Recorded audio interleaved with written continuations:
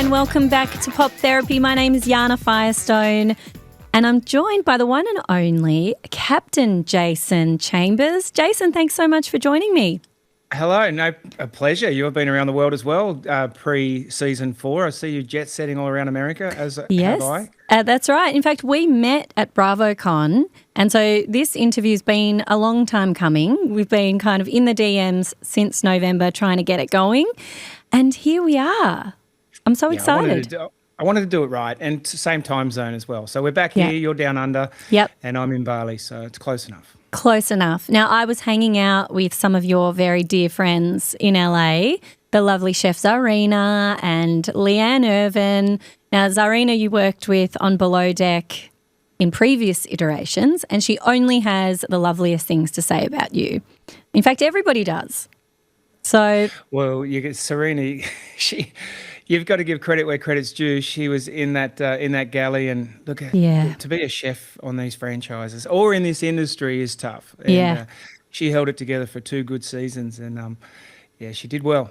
I don't understand how any of you do this job. I think, I've talked to quite a few people from Below Deck, personally and on the pod, and I just think it's one of the only shows where you guys are actually working 24/7 around the clock. And I know, we've got the perks of production, and it's not exactly the same as what it would be like on a charter in your other life, but it's literally around the clock, pressure cooker environment. You're all living together, working together. It's not something that I think I have the makeup to do. Like, I just think you guys need huge amounts of credit because you're being filmed and you're under huge pressure at all times. Who do you think's got the toughest job on the boat? Well, going through that whole question, it's so funny because we have the naysayers in the comments saying that it's all edited and scripted, which it's not. And then we have the yachting industry saying it's not like that. Well, I can tell you, after being a captain since I was 28 and in this industry for like 30 odd years, there's nothing that I haven't seen on Below Deck that I haven't witnessed in real life. So the ingredients to get it together, make it all happen. And yes, there's editing afterwards, but that's only editing on things that actually happen. Yeah. And, and this all, all takes place within a 6-week, timeline, which the amount of work we've put under, and you come into it thinking that, the cameras are going to be everywhere. You don't even see them. We've got a job to do. These are crew that are, have got experience, and they want this experience. I could tell you right now, it's the best experience I've ever done. It's the hardest I've ever worked. Yeah. And I really enjoy doing it because you learn so much. And I don't know a crew member that actually hasn't done it and said, I'd never do it again. And then they turn back and wish they actually got signed up again the next season because they had it. And I'm in contact with all the crew that I've worked with because, there's obviously a mental health issue there a year later when it comes out. How are you perceived and everything? Yeah. So I stay in contact with all those people, and they all want to do it again. Amazing. They really do, because it is a bit of a family and a friendship, and the production behind the scenes works so hard, and you get very friendly with them because you admire the work they're doing as well. But to answer your question, definitely chefing. Yeah. There's so many expectations. Like, as a captain, the responsibility's there. I can drive the boat. But front of house, the chief stewardess has to put up with the guest all the time, which is a huge task. However, the chef themselves also have to appease the crew as well. Yeah. And not just the guests. That's right. You don't get the crew the carbs. Yeah. They're going to kick off.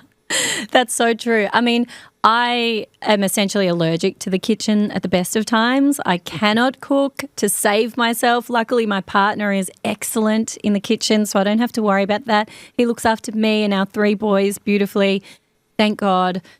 So it's really, the last job I would ever be even remotely qualified to do on a boat. But I just think you're looking after all of the crew food. You're looking after all of the guest needs. Zarina was saying sometimes she's in the galley for 20 hours a day. And she worked hard. She really wanted to show herself and her expertise off. And you have to. I kind of wish Ben was in the galley 20 hours a day this season. It might have helped a little bit. But that's another hurdle. And we all feel that these hurdles at the start when you first do your first season, are these hurdles made up to put us through this? Yeah. Because it's not the difference between the real industry and and Below Deck is that we'd be setting off to the Caribbean for a season, and that's where we're going for 4 months, 3 months. We know our agents, we know where to get food. We have charter requests, and they're coming in for a week, and then we're going to have another 3 or 4 days or a week, or maybe 2 weeks until we have another charter. Okay. So we can stock up on food. Yeah. And it can come in at a slow pace. Some of it can be air freighted. Some of it can be sourced locally. Not us. We're going down there for a 6-week stint. The charters. The preference sheets have sent out. The chefs have an idea of what they want. We kind of pre-order it from bulk. We store it, but we can't just turn around on a dime and say, I want this. I want that snow crab. I want that Wagyu beef. I want this. I want the truffle. Yeah. If it wasn't there, or it was used on a previous charter, it may not get there in time for the next charter. Yes. And these hurdles that are not forced upon us crew, they're just logistical hurdles that are there, and budget hurdles. And we haven't got a billionaire's open checkbook going, get it. Yeah. We've got a network budget which we're budgeting for. So they're not hurdles that are placed in front of the crew. They're just realistic hurdles for this network and production. Yeah. So the turnaround is all much faster on the show. Totally. Yeah. Yeah. We're doing 9 charters in 6 weeks. Yeah. We're not doing 9 charters in 5 months. Yes. Yeah. Who do you think are more demanding, real life charter guests out in the real world, or the ones you've encountered in your time on the show? Well, we're prepared for the ones in real life. Okay. And a lot of net worth clientele in the real world also understand where they've come from as well, and really cherish their behavior as being part of their makeup of being successful. Yep. In these shows, these people are coming down, they're paying for 3 days. They really want 3 days worth of that experience. Yeah. It may only be the only time in their life that they do that. Whereas in the real world, if you drop a few hurdles, knock yourself over a little bit, it's, they understand that. You're trying your best, and you can get through that with a good smile and a bit of banter as well sometimes. And I would say, to answer your question, definitely the below deck guests a bit more demanding, and so they should be. They're coming to do a 3-day trip that they've paid for, and they want that experience to be the best of their life. Yeah, and they're being filmed too, so they're making themselves vulnerable to the very passionate Bravo audience as well, and it's an international audience. And I could imagine wanting to really get your money's worth and get as much as you can, but it just never ceases to amaze some of the behaviour we see over the years from different guests, and you think, oh my God, have you forgotten there's a camera there, or is this actually who you are? You can't imagine ever speaking to someone or making demands in the way that some of them do, and that's what makes the show so great, is that you get all of that. We were kind of lucky. Our franchise Down Under started in Australia, and I was giving up yachting for 2 years to be with my daughter, so I took it on, and my crew convinced me to take it on, that I was working with, and I was going to take a hiatus from work for 2 years to be with my daughter. So it all came up, the stars aligned. However, it was kind of at the end of COVID. It was just when Queensland were opening up, and a lot of our charter guests were from Down Under. Now, as you know, Australia's a small fishbowl, so a lot of the people that came on that could attend because of COVID restrictions were from Australia, and it's a small fishbowl, and they probably didn't want to be perceived as outrageous or come across bad, so they were very quiet. But however, as the seasons go on and we get more American guests, which is a larger fishbowl, they're saying how it is. And Americans, especially with their system with tips and everything, they require a service in relation to the money they're putting out. Whereas a lot of Australians, we don't have the tip system, so a good smile can sometimes be be sufficient, but the Americans, they put it on. They love it. Yeah. Which is good for us. That's I like great. being critiqued. And look, it keeps you on your toes. And wouldn't you rather be busy than bored? I mean... that's my life. Yeah. I've had huge jobs. I worked for a gentleman for 8 years on a 300-foot boat and a lot of crew. And I was so bored. I was like, I Really? gave it up for adventure and dropped Wow. my salary by about 50, 60%. Whoa. But and dropped my job opportunities in Asia probably by about that much as well. However, the jobs I did do in Asia, around Papua New Guinea and around Solomon Islands and Indonesia, I started navigating in a lot harder territories. I started meeting villages that needed help, like with hospitals and schools, and I became a better captain and a better person for it. So. Wow. How interesting. So, how did you actually get into the industry? I was a mechanic and a plumber by trade. Okay. And then I played professional football at a reserve grade level. I probably could have, many people have this story, they probably could have gone on with it. I chose to fly to England to play football instead. I was stopped in South America Yeah. and spent a year there instead, backpacking around, and finally turned up to England, but didn't want to play and started plumbing. Long story short, a gentleman I was plumbing with got a job in America. I went to America to play rugby league and went up to visit him, and I got a job on a boat there as an engineer's assistant. Nice. So, had And it you? wasn't 3 years later, I was like, watched the World Trade Centers come down. Wow. I've done a lot of things, and the boat was tied up in Miami. It was for sale, and it didn't sell. And the Mexican owners said, well, we want to take it to the Mediterranean. And I said, well, I'll find you a captain and crew. And they said, we want you to drive. And I said, I don't know how. And they said, learn. So that's how I Amazing. learned at What an 28. opportunity. I mean, not everybody gets that opportunity. And No, but driving was one thing, but managing crew and yeah. behaving myself was probably another. Yeah. So at 28, I was driving this big boat around. However, I look back now and just think, how, I think it took my daughter and empathy and walking away from big jobs and driving around these beautiful places that showed you reality. And my daughter growing up in the Philippines on a remote island and living with the local people, I think that changed my persona as a captain. Yeah. Ego went away, empathy's there now. People Yeah. sometimes comment I'm too soft, but I think I can learn. I've got so many I think I've got a big life experience that I can see people will go through this. So don't chop them down now. Let them learn from it rather than push them away from it. Yeah, because I'm sure in your career you would have worked with people that were maybe a little bit more brutal, and maybe people didn't get second chances in the way that you do seem to give people. But it also comes across that you do want to listen to people. You're not coming in with the iron fist. You're kind of listening and learning. And, one of the big moments on Below Deck, you had to deal with, was it last season?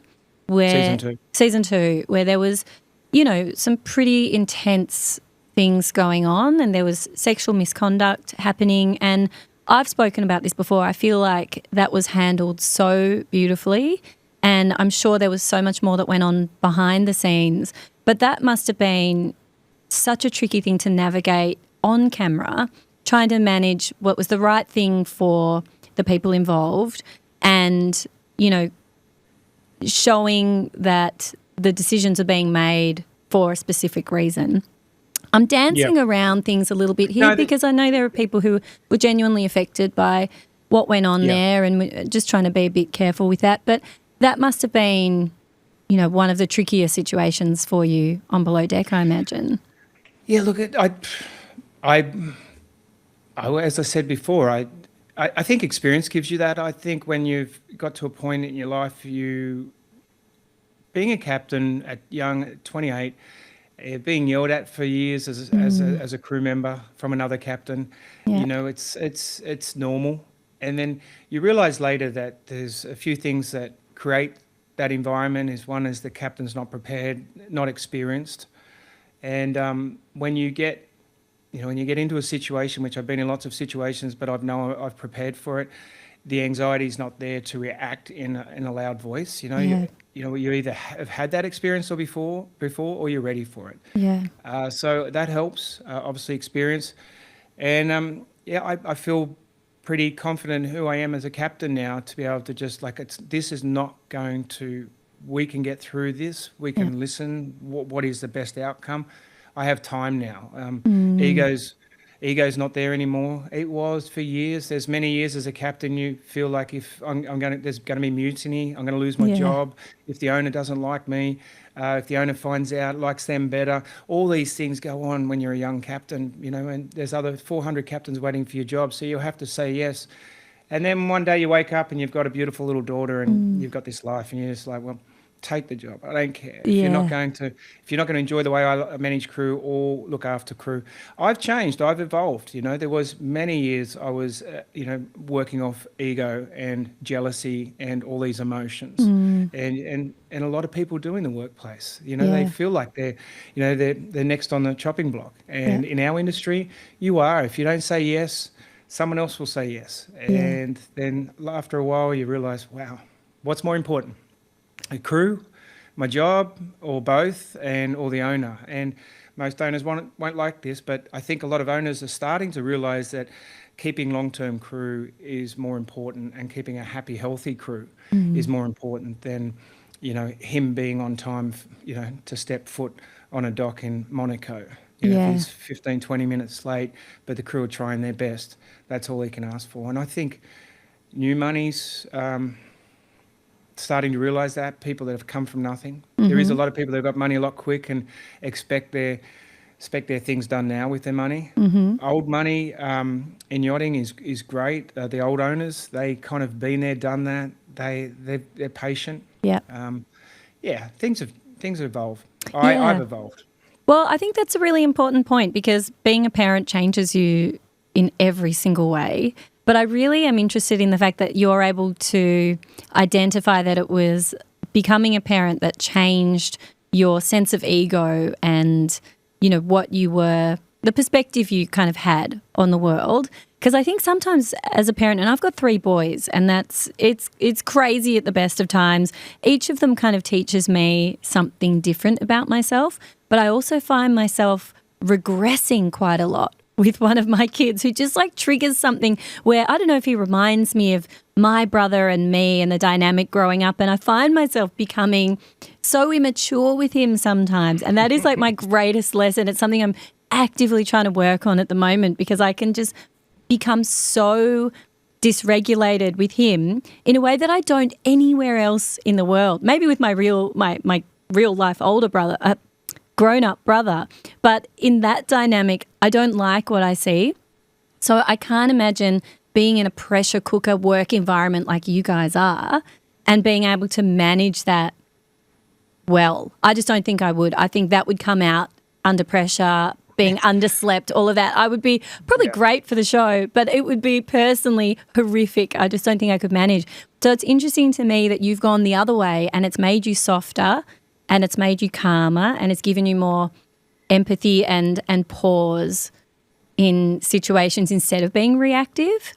So is that the third child you're talking about? It's actually my first. He's the one that gets me every time. The third one's just it might have been third child syndrome. No, he's child, I can relate to that. I'm sure I gave my mum and dad a headache. To answer your question, even this season was a huge task for me.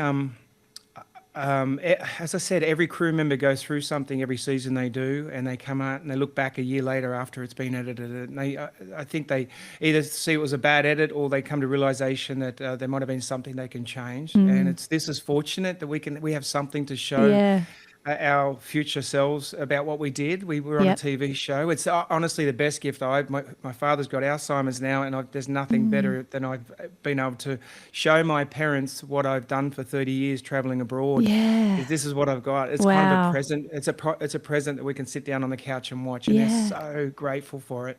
And it's amazing. Incredible. But look, I honestly, I took a lot into this season. Mum heart surgery, mum broken femur, hip replacement, dad stroke, dad Alzheimer's, my melanoma. My best mate passed away in a horrific accident in December, and then I had to race back to my daughter for 10 days and then fly out to film. And then I'm getting surrounded by really strong personas as in Daisy, Ben, and Yeah. Joelle, and it was a Huge. lot to carry. And I look halfway through, I kind of fell a little bit in my cabin. I had my downtime, and then got through it. And I look back and I'm like, wow, I nearly caved. Wow. I nearly let this all out. So it's preparation, like we talked about. I'm prepared for this now. If Yeah. that all happened in season one, I don't think there would have been a season two. I think it would have blown up, which, as you said, might have been good TV, and I would have Yeah. been back. But I'm Yeah. glad I kept it together. And I've said this before. My motto is the sharpest axe is the quietest axe.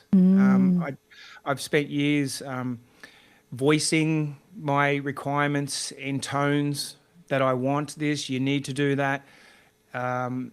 As a child, if that was at me, I probably wouldn't have listened at school. I would have just went opposite. Yeah. So I relate that too. So I just keep it calm, keep it quiet, and then when I put my foot down, people understand that, okay, this is serious. But Yeah. if you're chopping away at that tree with a blunt axe all the time, you're not going to get anything. So I Yes. pick your moments, and your moments have to be justified and are required. And I always keep it back to a base, which I keep it easy, rather than trying to have all these things that we're trying to achieve. The things I want to achieve on a boat is, one, we're all from different nationalities, different races, religions, cultures. This is an opportunity for you not to think that everyone should be like you. And if you think someone's a bit weird or off skew, Yeah. go and meet. They're the people that you need to reach out and befriend to understand why, because it's going to teach you something different about the world, about personas. And after traveling, I travelled around the Middle East for 6 months, backpacked from Istanbul to Cairo. I've met the most beautiful people through the Middle East, and I've done that through South America, and I've done that through Asia. And I think people are amazing in all different religions and races and their quirks. So Yeah. I try and pass that on. So get to know your crew member, embrace them, bring them in, and respect. And that's all if the shit's going down on the boat, I just come back to that. Are you being Yeah. respectful to your crew? Are we trying to do the best we can? And I think that's what you have to worry about. It's just do Yeah. the best you can and be respectful for your crew and try and be friends. Well, great advice for any industry, really. We should all really be doing that and taking the time to understand each other. But I'm interested that you had all of that going on emotionally, and then you have to kind of like put on the smile and you turn up to shoot and also manage the crew. What are the things that you turn to manage these big emotional shifts that you would have been going through at the time? You know what? That's the life of a crew member. So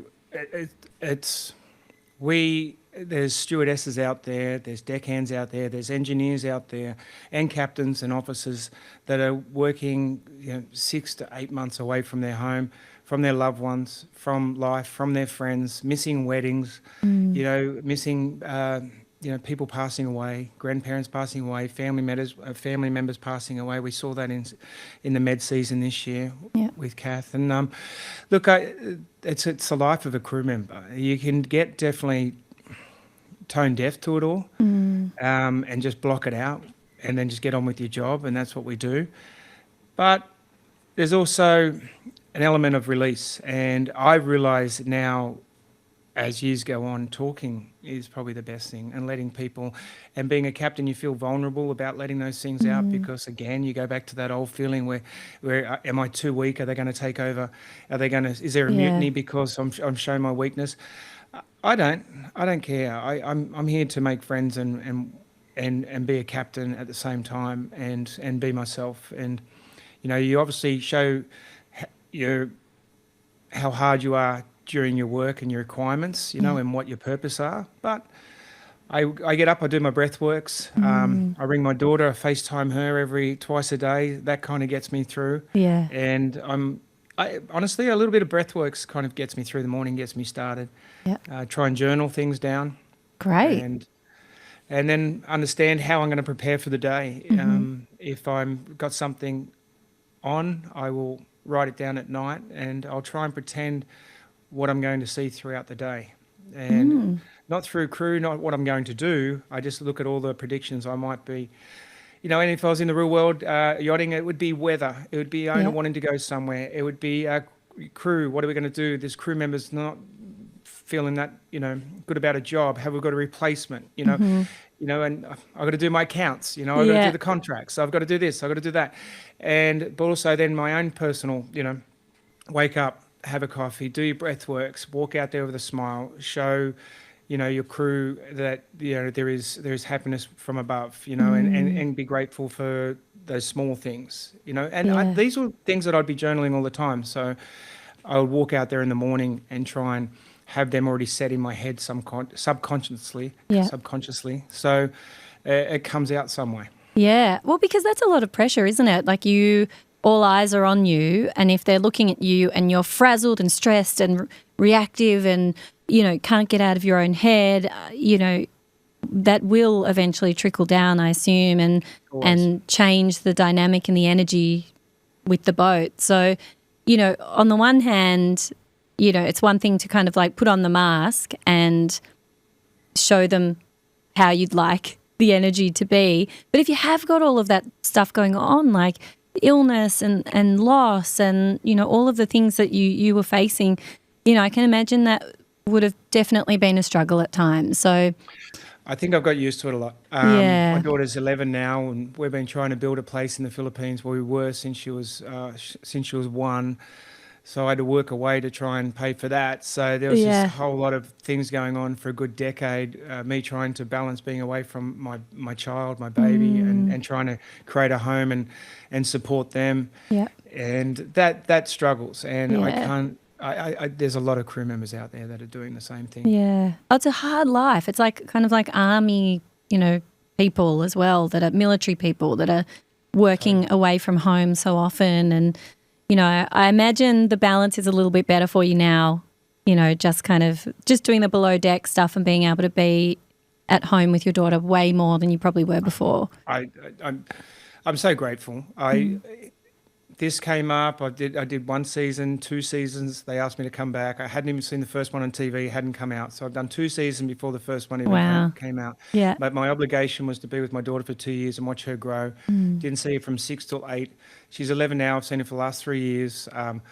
She's going home with me next week to see my mum for her 80th birthday. We were back home in Australia last year for my dad's 80th. Yeah. And, she's a nomadic child, so she loves her relatives. She loves that connection. So she's looking forward to that. So this show is, it's given me the opportunity every year. Every season I have one is another year with my daughter. And when it runs out, I'll go back to boats, but my daughter will be shopping in Sapporo and Mecca and then she'll be fine.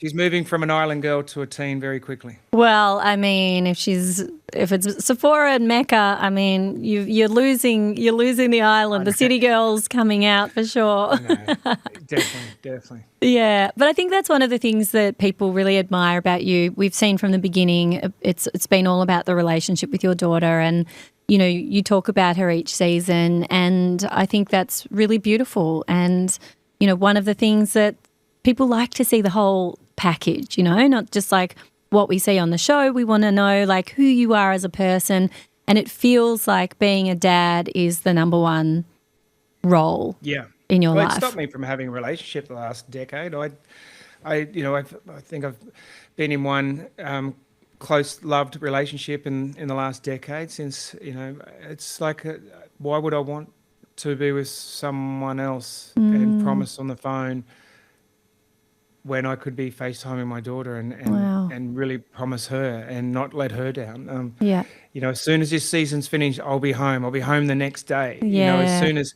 I'm finished with this media, I'll be back. When you're home, Papa, I'll be back in 2 days. And people say, why don't you hang out and let's go this, let's go there. And whether I haven't seen you for ages, like, I'm getting back to my daughter. Like, there's no compromise. There'll be a compromise later on. I'll be fine. Right now, she wants me. We're a good duo. And, her mother's an amazing mother.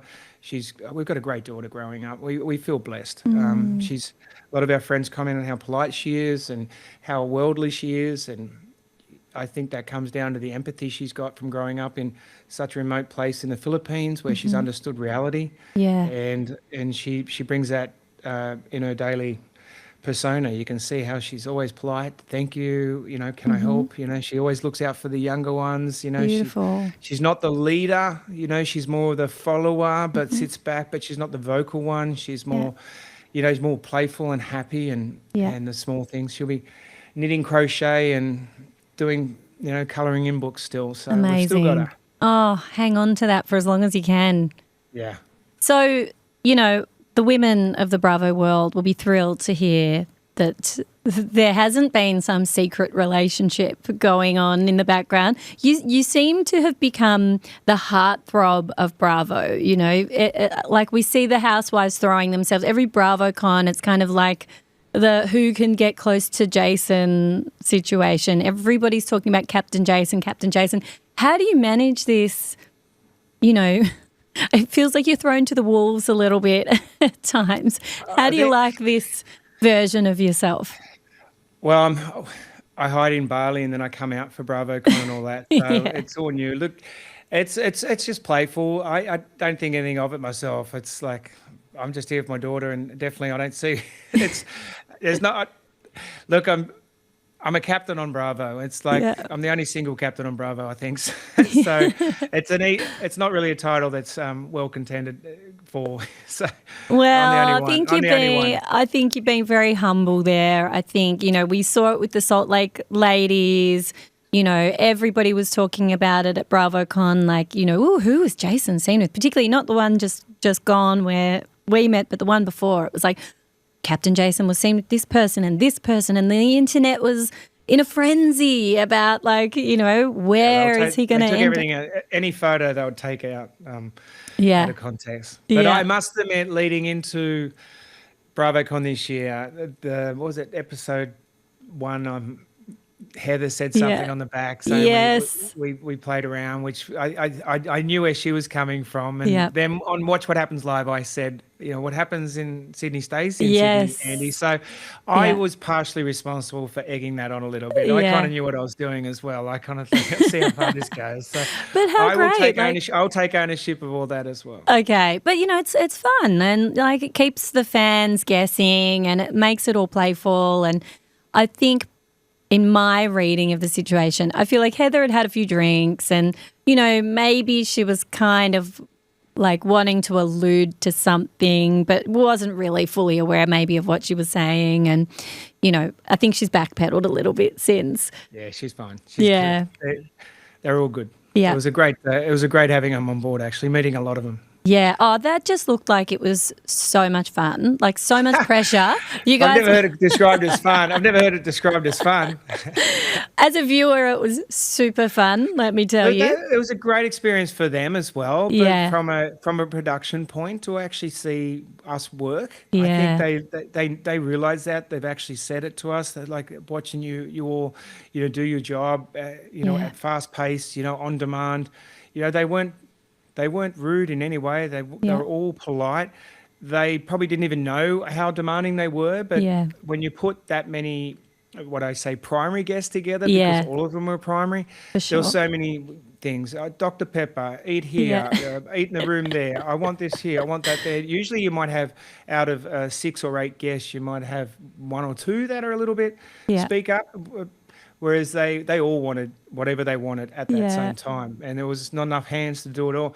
So that was not their fault. That was just their, that's their life. Yeah. And we had to care for 8 primary guests. Yeah. Or 6 primary guests. I mean, so funny watching Daisy and Ben sort of come up, and I think you tried to join them for dessert at one point and then just slowly backed away from the table. I mean, all of that was hilarious. There was so much miscommunication down in that galley. That was one of them. That I'm having dessert with them. No, am I? Am I not? Am I not? Yeah, yeah. And one of the things I saw in you this most recent episode was you kind of struggling through the small talk. And that's something that I've always wondered about too, having to sit at the table. Like, do you enjoy being invited to eat with the guests, or is it just like, oh God, I've got to, Yeah, look, I'm not a big small talk person. Yeah. I can sit down and get into the nitty gritty, and I'm not really a big crowd person as well. Yeah. Like, I can talk in front of a crowd if it's something that I'm passionate about, whether it's sustainability, environment, all these things, cancer, anything that I feel passionate about. It's easy. It rolls off my tongue. Yeah. If you want to talk about me, I want to get in a cave. Yes. I don't know, really. I don't really want to. They ask me questions, but if it's something, I will shift the conversation onto some, whether onto my daughter, onto me traveling around remote areas about great things that I've seen, and stories that I've got to tell. I can change it quickly, but that small talk. Oh, it's the same. It's the same questions. Yeah. How long have you been a captain for? Yeah. They're doing the best, and they just want a piece of the captain. The experience, I suppose. Yeah. And I probably might change if I do another season. I might spend more time with them through the day. Oh, so interesting. They get enough of me. Yeah. If I've got time, it might be nice to get out there in between it all and have little chats and get to know them, so we don't have to have the dinner thing. Yeah. So I've come up with an idea. I like this tactic. Nice. Because, that would take a lot of energy, I feel like, having to, be nice and friendly all the time when you're thinking about other things and there's like some disaster going on that you know about in the behind the scenes, and you've got your own personal stuff, and then you've got to be like, oh, yes. And they're probably half the time quite inebriated and having a good time, and you've got to deal with all of that. It's part and parcel. It's it's a normal captain's job. Yeah. So is this excruciating for you, having to talk now about yourself when I'm asking all of these questions about you? When you were just talking about me, I was putting myself in a situation of eating with guests, and I was starting to get anxious. No, we're fine. We're good. Obviously, when we talk about myself as a Bravo, and all that in a work context. It gets a little bit embarrassing, but no, I'm fine. I enjoy talking about the show. I enjoy talking about the cruise experience. I enjoy talking about my experience of doing the show. Mm-hmm. It's something that I value and I've enjoyed so much, and I feel it like it's some form of therapy. Like, you come out and you're just like, wow, was that? Did I really feel that emotion? And where did that come from? Yeah. And maybe I practice on understanding that. Yeah. Well, The BravoCon was a classic example. I didn't drink during the whole of BravoCon because the last three BravoCons, that was my third one, the last two before that, there's such long days between 8 a.m. to midnight, some of them. And over a course of a day, you're in the green room in a break and you're having a few drinks after midday. You're having a few drinks with other celebrities and stuff. And by the end of the day, you're topped up and you're on your prime, and then you go to bed, and the next minute it's 4 days later and you're like, where did that all go? This year I wanted to enjoy it all, but I also wanted to, I found that I was drinking because I was trying to hide the anxiety. So this season, or this BravoCon, I thought I'll go in there without drinking. And I did. I didn't have a drink the whole time. Wow. And then the anxiety that was coming up was FOMO. Am I missing out? Interesting. Am I missing out on going out? Should I be out celebrating? Should I be out going out with people? Should I be mixing? And I'm like, no, I'm fine. I'm going to get some sleep and really put it in tomorrow. Yeah. And it wasn't until the last night we had the holiday special at BravoCon, and I went out on stage and I had severe stage fright. Oh. And I thought, I would not have had that if I had 10 margaritas that day. Yeah. so that was another emotion that I'm looking forward to conquering, and that's, and like I said, that feeling embarrassed about those questions. And these are all things, that emotions that I want to get on top of. Well, they're big challenges. My daughter goes to, it's called the underlying current of her school is emotional education, and she talks about all her emotions. So here I am going in, having a few margaritas throughout the day to try and cover my anxiety, and so that's an emotion I was hiding, and that sign of concept. So I can talk to my Yeah. daughter about this now, and Yes. and jealousy and ego and feeling left out and all these Mhm. emotions that come up. She talks about them, and I talk about them with her and her mother as well, and that's you can see that coming out in her education. So Wow. it's nice me having this platform or us having our platform for our daughter through emotional education, yet I'm going out and I'm scared shitless and I'm Yeah. drinking 10 margaritas to get over it. Yeah. So hence I went through this little path, and I'll be doing if I do another season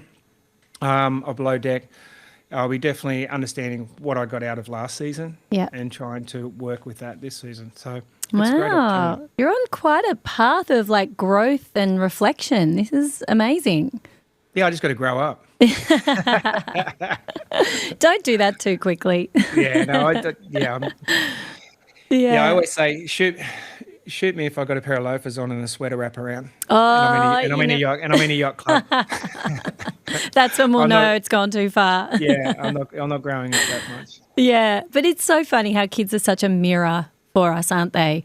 And, totally. it's so true how many of us rely on a glass of wine or something to like get through those last couple of hours of the day where it's like, oh my God, I've got to get through bedtime and homework and all the things, and everyone's like losing their minds. And it's so easy just to have a drink and take the edge off, quote unquote. But, Yeah. the hard work is actually putting yourself in it and finding a way out of it. And so Yeah, the fact that you're totally. doing that, I mean, what an experiment. BravoCon is a huge place to be doing that. My God. It was life changing. Yeah. But I enjoyed it, and I'm going to get a lot out of it. I'm trying to do. I want to do more public speaking as well. I was emceeing at the Melanoma Research Foundation in New York last year. So Amazing. that was 500 people, and Yep. I did stumble a little bit. I had a teleprompter, but that was my first real emceeing, Yeah. and I learned there was an emotion there that I want to get through and preparation and when I get to that point. So I wouldn't mind public speaking a little bit more at events if I get the opportunity. So I want to get to that point. Nice. And I just need to be able to, you're right. It's about understanding those emotions. You'll cut all this out. I'm dribbling at the moment. No, you're But fine. it's about, I'm just thinking about my daughter actually. Yeah. Just the other day, my daughter's she's very timid to start a sport, and I was very sports-like. I played professional sport. I went to England when I was 16 for cricket. I did a lot of things, but she doesn't want to get into sport because she's embarrassed about not knowing or being not as good as others. So we've been encouraging her to read a lot, and she hasn't been. She's just been doing the comic reading, and she says, "Look, I finished another book, but I'm not saying anything. I let it go." Yeah. Last week we went to the bookstore. She bought a book. I said, I want to stop scrolling at night. I want you to get off your Netflix, watching your, let's start reading. So we went to the bookstore, we bought a book, and she's halfway through this big book now. Wow. And Pearly Jackson or something. And she's halfway through it, and I'm driving her to school on the scooter, and she's actually reading on the back of the scooter. Wow. And I'm using that as an analogy of life. Like, how a book was, first few chapters are hard to get into, but once you're into it, you can't stop. Yes. That's like everything in life. It's like starting a sport. You're not good at it at the start, but when you get into it and you start to enjoy it, and you can understand your potential, you can understand what enjoyment you get out of it, you can't stop. Yeah. And that is everything. So a book is definitely like that. And then she had her school parents teachers night yesterday, so I went there, and they said she's been grabbing a book for the last year, and when she's not comfortable with a situation, she's been going in the corner and reading a book and staying out of the drama. Because there's Amazing. drama in every school. And Yes. I'm like, this is amazing that she's finding a tool in literacy to go and get comfort away from the noise or her emotions. Incredible. I'm pretty blessed. Yeah. See, it's like lessons everywhere, and I think we could all be looking for the lessons, but many of us just ignore them because it's easier to watch the show and scroll the phone and not do any growing and learning. And I think there's so much we can all take from everything that you're learning with your daughter and apply it in our own lives. Like, let's do the hard things. Let's be uncomfortable. Let's sit in FOMO and just experience it. Perfect. Just seeing if I've got a paddle game. Sorry. Paddle, the number one. Padel. I have seen some content of you doing that actually in It's Bali. amazing. It's cancelled. Fine, we're good. No, I thought that might have been I had one in half an hour. Okay. It's all good. No, We're back all good. on. We've just got a few minutes left on the clock here anyway. So public speaking, that's a goal for the near future. What are some other goals that you want to set for the next couple of years? I'm doing a thing called Current of Change. Series 2 will be out. It's on my YouTube. The first series there is a little bit, I'm paying for it. The editing's good. The second one is great. It's called Travel with a Conscience. I'm going to locations where I want to talk about development. I want to talk about growth in the area, but I also want to talk about the impact of tourism and the people that are really doing a lot for the environment, the unsung heroes. So I took Saskia up north to a place called Ahmed and we did coral restoration together.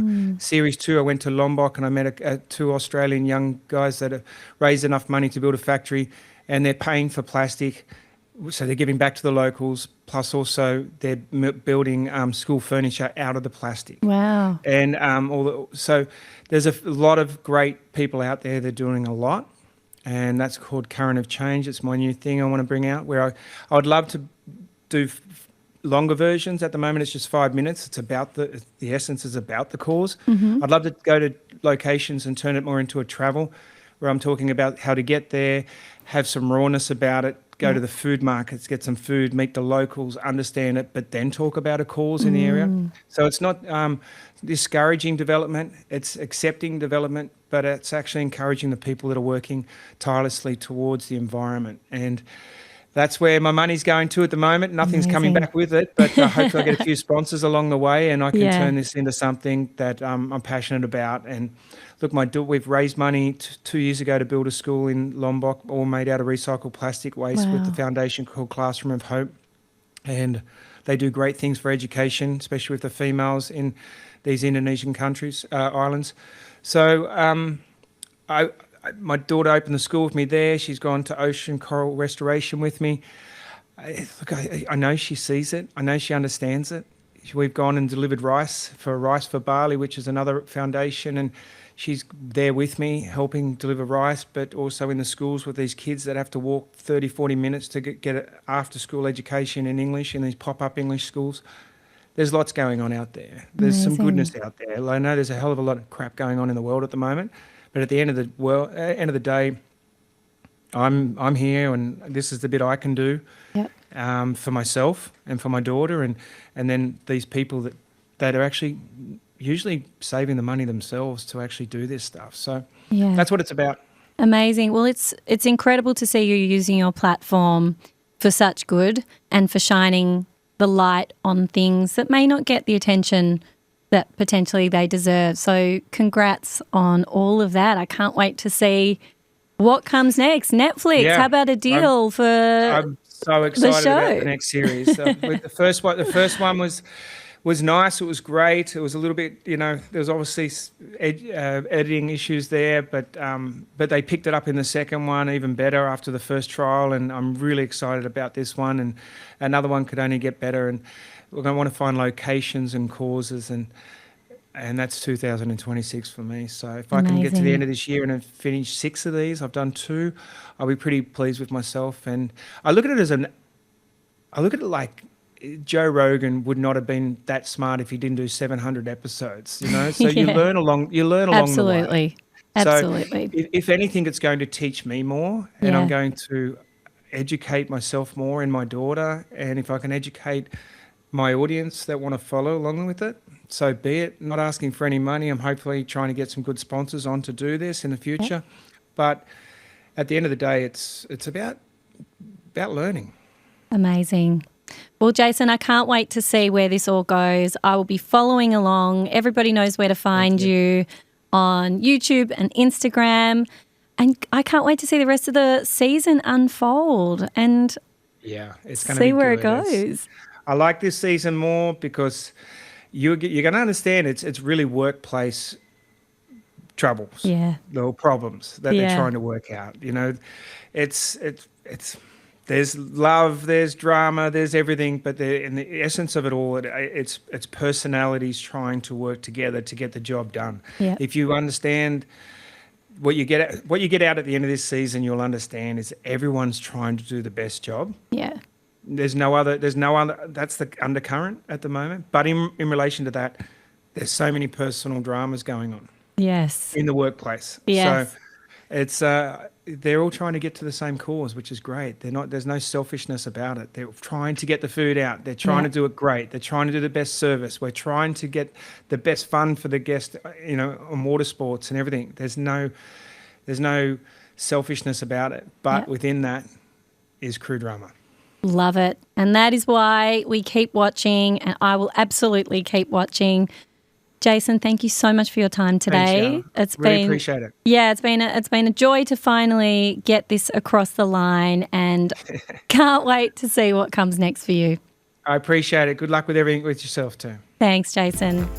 Bye. Bye.